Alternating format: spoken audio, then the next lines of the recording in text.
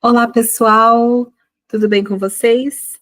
Luciana Luz aqui, e hoje nesse vídeo eu quero trazer um ponto de vista sistêmico, da terapia sistêmica, sobre como é formado a nossa percepção de nós mesmos, nossa autoestima, o nosso autovalor, autoamor, amor próprio, como essa estrutura de personalidade se forma, é construída ao longo da vida, né?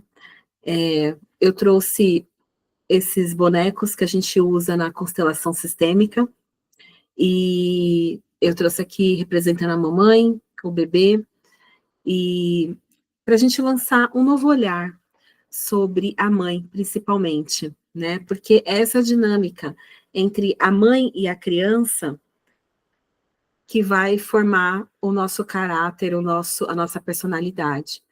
A partir de uma pressão, um caos que acontece na nossa infância, essa pressão, a mãe vai fazendo pressão sobre a personalidade da criança, tentando controlar essa criança, tentando moldar a forma da criança ser, e isso vai formando essa estrutura. É interessante que nós precisamos lançar um olhar diferente sobre a mãe, né? A mãe não é uma mãe, a mãe é uma mulher. Então, antes mesmo dela vir a ser uma mãe, e nem todas as mulheres se tornam mães de verdade, porque apenas parir uma criança não faz de você uma mãe, mas todas elas, antes de ser mães, são mulheres. E muitas de nós não escolhemos, às vezes, ter um filho, engravidar, às vezes aconteceu acidentalmente, ou às vezes ela até queria essa gravidez, mas ela tem várias preocupações, várias angústias, né? Como mulher, ela tem preocupação com o próprio corpo, com a própria saúde, como essa criança vai ser formada, será que vai dar tudo certo, vai dar bom, né? Será que ela é uma criança doente dentro de mim? Essas preocupações que passam pela nossa cabeça. A mãe tem preocupação com moradia, onde eu vou viver, onde eu vou morar. A mãe tem preocupação com o mundo, com o universo, que tipo de mundo é esse, né? Para qual eu estou trazendo mais uma criança, mais um ser humano, mais um cidadão para essa sociedade. A mãe tem preocupação com questões financeiras, com o dinheiro, né? Aí ele aparece ao contrário para vocês. Muitas preocupações com dinheiro, né? A mãe se preocupa com o pai, por exemplo. Eu esqueci de pegar o bonequinho do pai, mas a mãe se preocupa com o pai. Será que ele vai ser um bom pai? Será que ele vai dar conta, vai sustentar essa criança, essa mulher? Será que a gente vai formar uma família? Ou eu vou ser uma mãe solteira? A gente tem um histórico no Brasil de pais que não ficam nas relações, que não ficam, né? Então, existem muitas preocupações. A mãe tem questões religiosas também, nós não sabemos exatamente. Então, existem muitas preocupações no mundo da mãe. E aí, dentro de todas essas preocupações, o bebê vem. Porque o bebê não se importa se tem dinheiro, se tem casa, se o papai é presente ou ausente. O bebê não se importa se o mundo comporta mais crianças, com as questões climáticas, o bebê não se importa. O bebê, ele tem uma coisa chamada, a única coisa que ele tem, na verdade, é uma coisa chamada pulsão de vida. Ele quer nascer. Ele quer vir ao mundo. É a pulsão da vida. É o movimento de mais vida ter uma criança. Porém, se a criança sente, porque a criança sente, ela é um bebê, mas por trás do bebê existe uma alma. O que que é a alma? É todo aquele conglomerado, aquele centro com nossas memórias, com os nossos registros de vidas passadas, com as nossas emoções, com os nossos sentimentos, com os nossos planos de o que nós viemos realizar nessa existência. Tudo isso existe dentro da alma. A alma é quem vitaliza o corpo. O corpo sem a alma é só um pedaço de carne.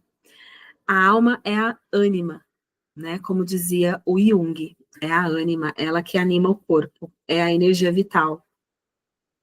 E se essa criança sente que por algum motivo todas essas angústias e preocupações não permitiram que houvesse um vínculo entre a criança e a mãe, uma ligação forte. Por algum motivo, essa mãe, ela rejeitou, às vezes durante a gestação, às vezes depois do nascimento. A criança vai sentir isso. Ela vai sentir que ela está vindo para um mundo hostil. E automaticamente, de forma inconsciente, a criança começa um movimento de menos vida, porque ela não foi bem recebida, não era querida, não era esperada, por algum motivo que seja qualquer. Às vezes, a mãe tem outras crianças, e ela simplesmente não está pronta para mais um bebê. Ela não esperava ter tantos filhos. Então, N motivos pode acontecer, e fazer com que essa mãe tenha muitas dúvidas, mais dúvidas do que certezas. Ela é uma mulher, cheia de inseguranças. Pode ser que ela tenha tentado tirar, pode ser que ela tenha chorado muito, sofrido, ela tenha reclamado bastante para amigas e pessoas próximas, parentes. E o tempo todo essa alma estava escutando tudo isso. Mas enfim, a criança nasceu. E agora essa mulher, ela vai se virar nos 30 para dar conta dessa responsabilidade, né?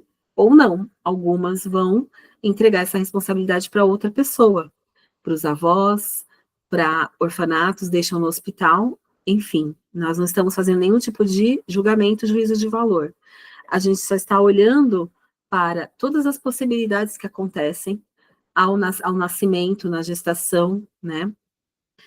Mas vamos supor que a mãe escolheu ficar com a criança, que é o nosso caso aqui neste estudo de caso que nós estamos fazendo. Ela decidiu ficar com a criança. Então, a criança, ela, por si só, a criança, ela não tem ainda a mente. Ela ainda não tem aquela conversa interna mental, por exemplo, que eu estou tendo agora. Será que as pessoas estão gostando desse vídeo? Será que vai ter audiência? Será que meu cabelo tá legal? Será que essa iluminação tá boa? Será que o vídeo tá atrasando muito? Entende? Existe uma conversa mental interna o tempo todo, que a mente, ela é espontânea. A mente, ela é espontânea e instantânea. As coisas vão brotando na nossa mente. A gente meio que não tem controle sobre isso. Mas a criança, ela ainda não tem a mente. Ela está 100% presente no aqui e agora. Ela é completamente ela mesma, autêntica. Ela ainda não tem esse juízo de querer agradar, de querer ser valorizada. Ela quer ser amada. E ela vai aprender a linguagem dos pais para ela poder barganhar esse amor. Ela vai aprender essa linguagem. Isso começa com a nossa face, com o nosso rosto. A criança começa a ler os pais a partir dos movimentos faciais. Alegre, feliz, triste, choro, cara de bravo, reprovação, entende? É assim que a criança começa a perceber se ela é amada ou não, se ela é querida ou não, se ela é benquista ou não, e ela vai aprendendo ali a criar uma dinâmica com papai e mamãe. É assim que acontece. A minha gatinha tá ali. Eu começo a gravar, ela começa a levantar e querer sair do quarto. Eu tenho que sair para abrir a porta, né? Aquelas coisas, né? Como pode melhorar, né, Memê? As crianças são igual aos bichinhos, eles estão 100% presentes, né? Os bichinhos também não têm mente, né? Não tem o corpo mental, o campo mental. E a criança, ela, ela pode ser uma criança muito agitada, ela pode ser muito falante, muito curiosa, totalmente espontânea, quem ela é. Ela acabou de vir ao mundo, não pela primeira vez, mas essa personalidade é a primeira vez. Então ela quer ver tudo, saber tudo, ela pergunta. Então a gente precisa olhar para como que é a estrutura de personalidade dessa mãe. Porque a mãe, ela carrega consigo os registros de memórias, informações que já foram implantadas nela por sua própria família. Ela tem ali a sua criação. Então, ela já tem nela tipo uma receita de bolo, uma forma e estrutura, um estereótipo de como a vida dela tem que ser. Como que o meu filho tem que ser, minha filha tem que ser, como que o meu marido tem que ser, como que a minha casa tem que ser, como que a minha vida tem que ser. A gente vai com expectativas para a vida. Então ela tem uma expectativa de como ela vai ser como mãe, de como que vai ser o bebê com ela, entende? E às vezes o bebê, ele frustra as expectativas da mãe, quase sempre. Então, se é uma mãe assim, mais tímida, uma mãe com uma personalidade mais introvertida, fleumática, ela acaba tendo, às vezes, uma criança que é totalmente o oposto, uma criança muito extrovertida, muito falante, muito espontânea, e que quer o tempo todo informações e atenção o tempo todo. A criança requer muita presença nossa, né? E, e pode ser também que essa mãe tenha informações com ela religiosas, por exemplo. Então, ela tem ali na cabecinha dela, como que a criança tem que se comportar. É o comportamento da criança. Aquela coisa de fecha as pernas, você fala demais, você pergunta demais. Ninguém gosta de criança tagarela. Isso não é uma frase legal para dizer para uma criança. Porque a criança começa a se questionar. Será que as pessoas gostam de mim? É aí que começa a mente. Ninguém, na escola, né, a criança está prestes a ir para a escola, ninguém gosta da criança tagarela, né? Você é muito curiosa, você fala demais, a professora não gosta de criança que fala demais. A professora gosta de criança quietinha, que não tumultua a aula, entende? Então a criança ela já vai para a escola com uma expectativa negativa e com estereótipo. A minha mãe disse que eu falo demais. A minha mãe disse que eu sou curiosa demais. A minha mãe disse que eu sou errada de alguma forma. Existe algo errado em mim. Então ela já começa a perceber isso, porque a mãe é um espelho, a mãe está refletindo algo nela. A mãe tem informações nela, que ela reflete na criança. A criança não tem informações. Então ela está refletindo nela quem a mãe é, quem a mãe diz que ela é. Percebe? Então, às vezes, tem mãe que diz, você é mentirosa igual seu pai, você é igual seu pai, e vai ver, isso não é uma coisa boa. Porque o papai e a mamãe podem estar separados, a mamãe pode nutrir ódio do papai. E dizer para a criança que ela é igual ao pai, isso pode ser muito ruim para a criança, porque ela percebe. A criança, ela não vai. Se você não. Porque tem muita gente que vem e fala assim para mim: Lu, mas eu nunca disse para o meu filho, para minha filha, nunca falei mal do pai deles, nunca falei nada de negativo do pai deles. Mas, amores, se nós somos seres psíquicos, se a gente capta o campo, a gente percebe as pessoas, existem outras linguagens, além da linguagem falada. A criança lê a sua energia quando você está se referindo ao pai dela. A criança percebe nuances. Nós temos a nossa linguagem corporal, como nós ficamos tensas, comprimidas, com raiva com as coisas. A criança percebe as mudanças faciais.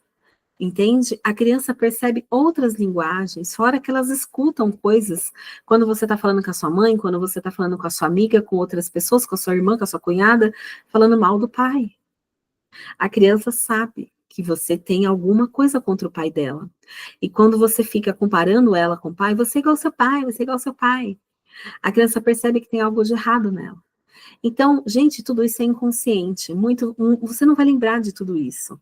Entende? Você não vai lembrar dos gritos, dos xingamentos, das comparações, dos beliscões. Talvez você não lembre das chineladas. Talvez essa mãe tenha informações nela sobre religião e ela ache que para livrar a criança do inferno ou para moldar o caráter da criança, para controlar, porque a sociedade traz uma informação de que você precisa controlar a sua criança, de que ela é intensa demais, precisa diminuir, menos fulano, menos.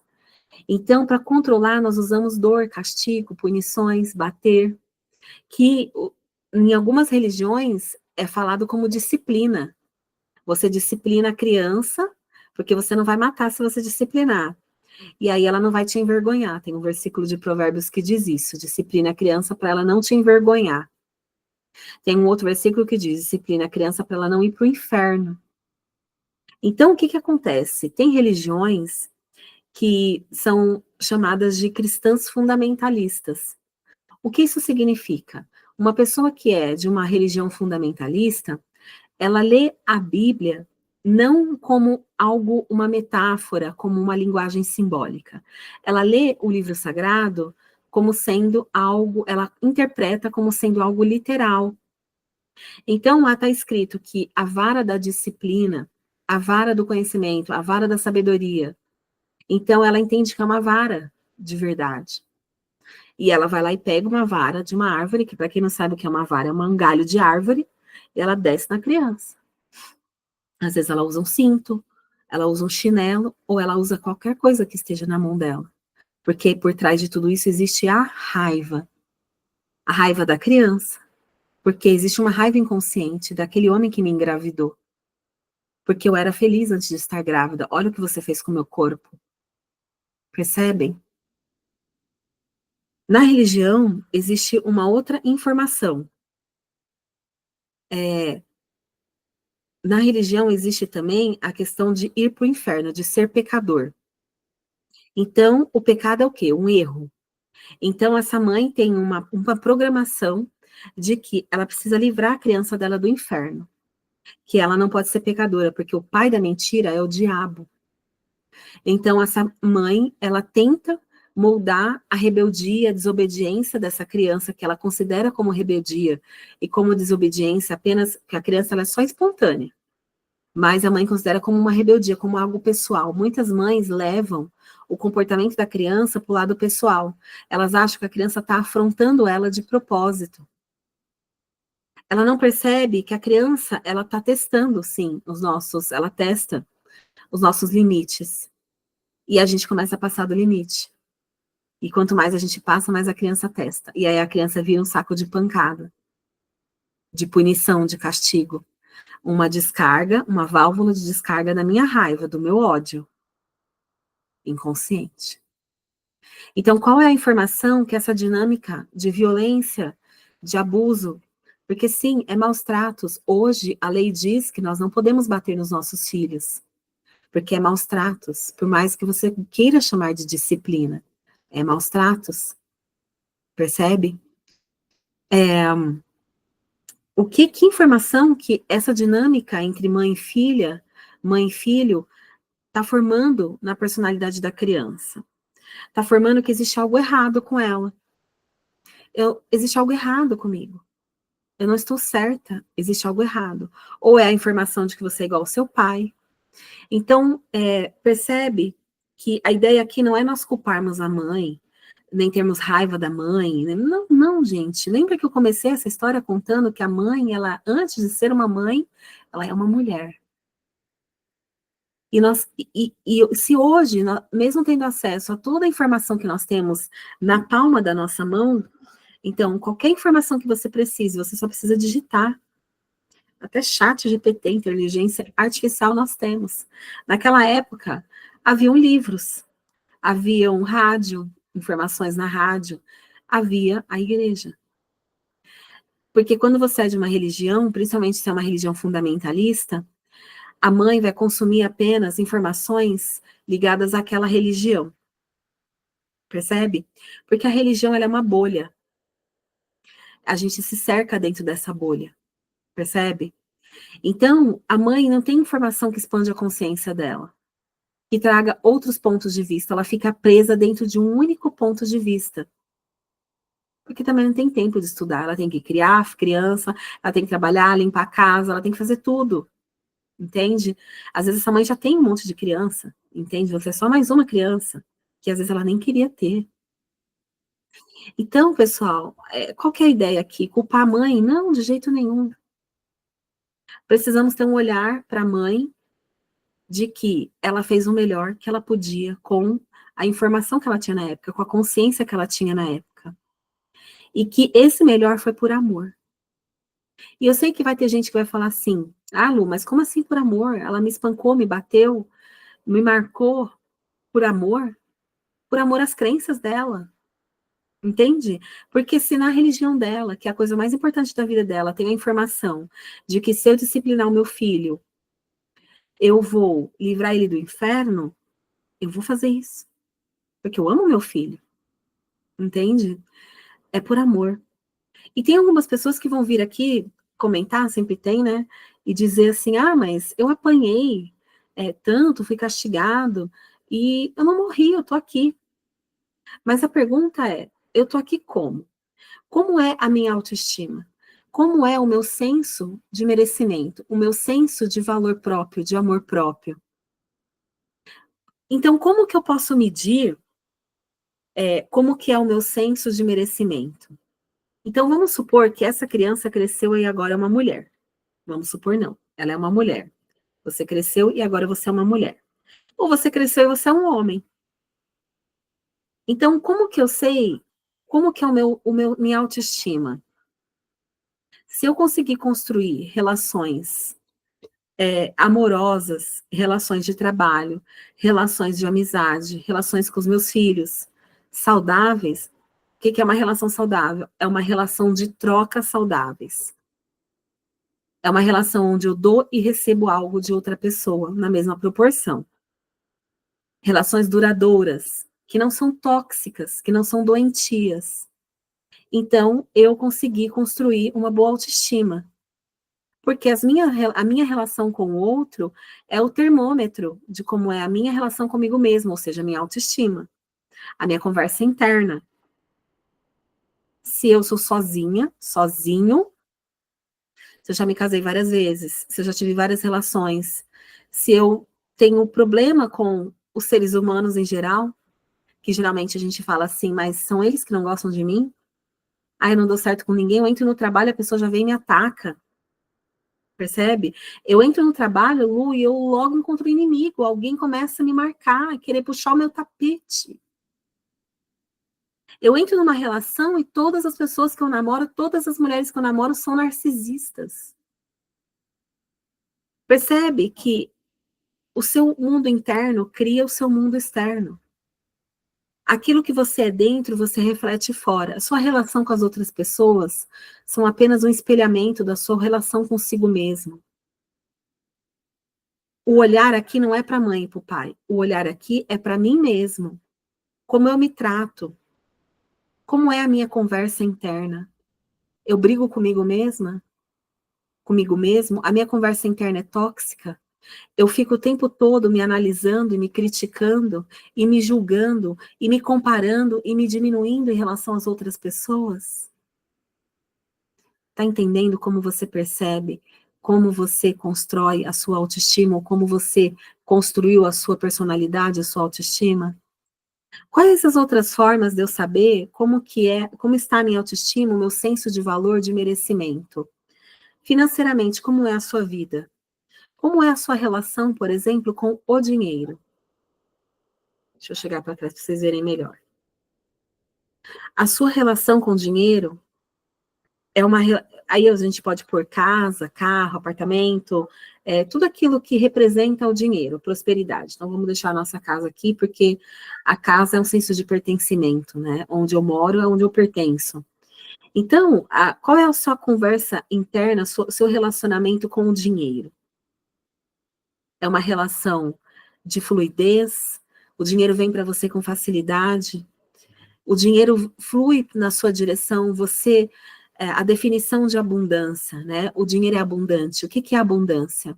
É ter o que eu escolho, o que eu preciso, o que eu desejo, na hora em que eu escolho, o que eu preciso, o que eu desejo. Isso é abundância.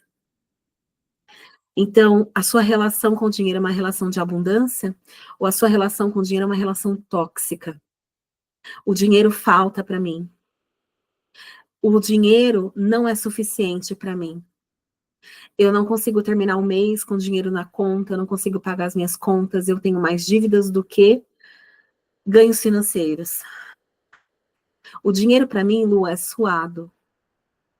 Eu tenho que trabalhar muito para receber pouco. Eu trabalho em 2, 3 turnos, 2, 3 empregos. Eu presto serviço para vários, para poder fazer um ganho mínimo. Eu trabalho muito no trânsito, eu trabalho longe. Eu tenho um trabalho que gera um esforço físico, que eu preciso, por exemplo, fazer coisas pesadas, carregar coisas pesadas, eu preciso fazer coisas pesadas para ter o dinheiro, para acessar o dinheiro. Vocês já entenderam que é a crença no trabalho duro, percebe? É assim, as nossas relações é que determinam, que mostram para nós, que é o espelho onde reflete como é a minha autoestima, meu merecimento, meu senso de valor, de amor próprio. Eu só quero lançar uma reflexão sobre tudo isso. Então, o que eu preciso fazer, Lu? Para onde eu preciso olhar? O básico, eu preciso olhar para dentro. Nada fora. O fora é só o reflexo, é a lei da correspondência.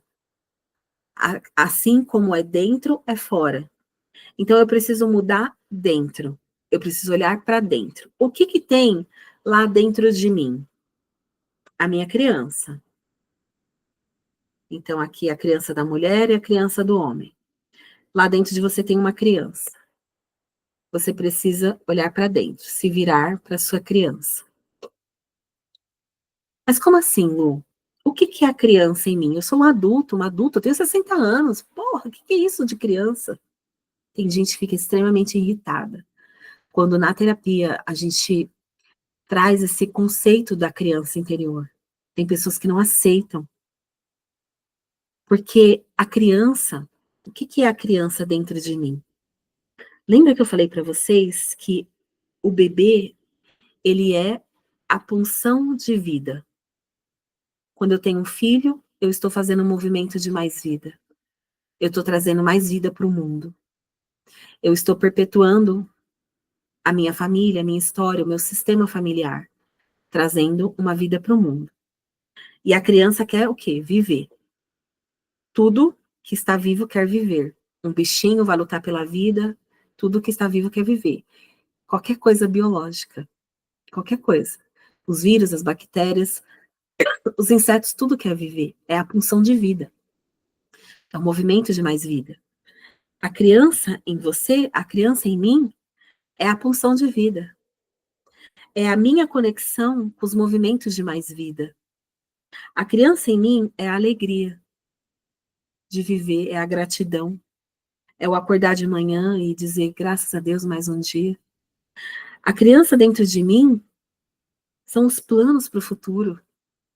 O que você planeja em 2025? A criança em mim é amar e ser amada. Essa vontade de se apaixonar pela vida, por uma viagem, por um projeto, por uma pessoa. Quando foi a última vez que você se sentiu empolgada, inspirada, apaixonada por algo? O que mais é a criança dentro de nós? A criança dentro de nós é o desejo de relacionar-se com o outro. É sair da caverna, é parar de fugir das relações, parar de evitar. A criança é o oposto da proteção. Quando você se torna um adulto que tem muito medo da vida, medo da violência, eu tenho medo de viajar, tenho medo do oceano, eu tenho medo de pular de paraquedas, eu tenho medo da altura, eu tenho medo disso, eu tenho medo daquilo, você está distante da sua criança interior. Porque a criança interior é a ousadia, ela é coragem de se jogar em algo totalmente novo. A criança não tem medo do novo. A criança é destemida, porque ela não tem a mente para ficar filtrando. Então, se você está aí se protegendo do desconhecido, com medo de se lançar, estou olhando aqui para o cronômetro que eu já vou terminar. Se você tem medo de se lançar num relacionamento novo, se você tem medo de fazer uma transição de carreira e partir finalmente para aquilo que você realmente quer ser e fazer no mundo, se você tem vontade, tem vontade, mas tem medo de ir para aquele país, fazer aquela viagem sozinha, aprender um novo idioma, tudo isso é o adulto dentro de nós se protegendo da vulnerabilidade de viver o novo, entende? De se lançar na vida. São movimentos de menos vida. Você está perdendo a sua libido. E quando a gente perde a nossa libido, não é libido é também, tá? É questão sexual também. A pessoa que não tem mais libido, não tem mais vontade de relação sexual, também é isso. Mas a libido do movimento de viver mesmo, de acordar, o que te tira da cama de manhã, o que te move, o que te inspira, o que te dá entusiasmo, entende? Isso é a libido, é a vontade de viver, é o movimento de mais vida. Quando a gente perde isso, a gente começa a fazer movimentos de menos vida, ou movimento de morte.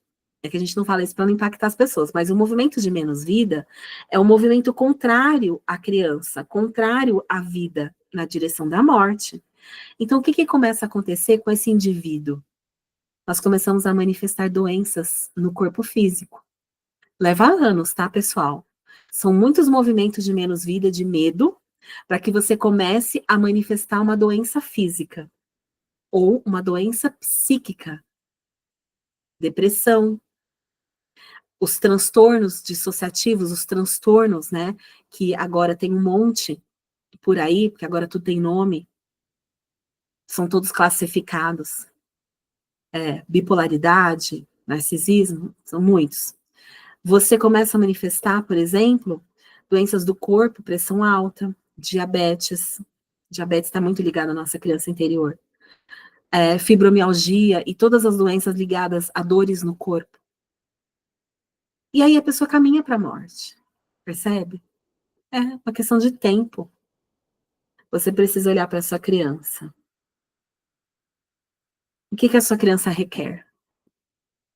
Quais são os movimentos de mais vida que você precisa dar, você precisa fazer? Os passos que você precisa fazer em direção a mais vida. Esses passos são em direção à nossa criança. Olhe para trás, para o passado, olhe para essas dinâmicas entre a mãe e a criança. Olhe para tudo isso, que você vai conseguir encontrar aonde foi que você começou a viver o errado de mim. Você começou a acreditar que você era errada no mundo, que você era imperfeita, que você tinha alguma coisa que não era legal, que você tinha que ser de uma outra forma, de uma outra maneira. E essa forma pode ser forma física também. Que a minha forma física é uma forma errada, entende? Olhando para o passado, para a criança, para a dinâmica da mãe da criança, você vai começar a perceber aonde foi que esse errado de mim começou. E aí você vai se reconectar com movimentos de mais vida, entendeu? Eu vou trazer mais vídeos sobre isso. Eu escolho, inclusive esse é o meu movimento de mais vida, trazer um pouco mais desse conhecimento sistêmico e também da espiritualidade, da apometria. Para quem não sabe, eu sou terapeuta psicanalista, então se você quiser fazer terapia comigo, entre em contato, aqui na descrição do vídeo vai estar um link que vai diretamente para o meu WhatsApp. Eu sou consteladora familiar, eu também sou apômetra, então se você quiser fazer uma apometria, participar das nossas apometrias coletivas, inclusive agora dia 15, 2 vezes por mês, nós temos apometrias coletivas, que tem um preço bem legal, custa R$ 20 para você participar. Entre em contato aqui no meu WhatsApp. E eu também tenho uma escola de apometria, eu dou aula de apometria, se você quiser entrar para a nossa escola. O nosso curso funciona, é perpétuo o ano todo, a qualquer momento você pode entrar, já tem as aulas gravadas, tem os encontros presenciais semanais. Entre em contato comigo aqui no WhatsApp. Se inscreva nesse canal, curte, compartilhe, envie esse vídeo para alguém que precise saber um pouco mais sobre a sua autoestima hoje. Gratidão. Namastê, foi um prazer.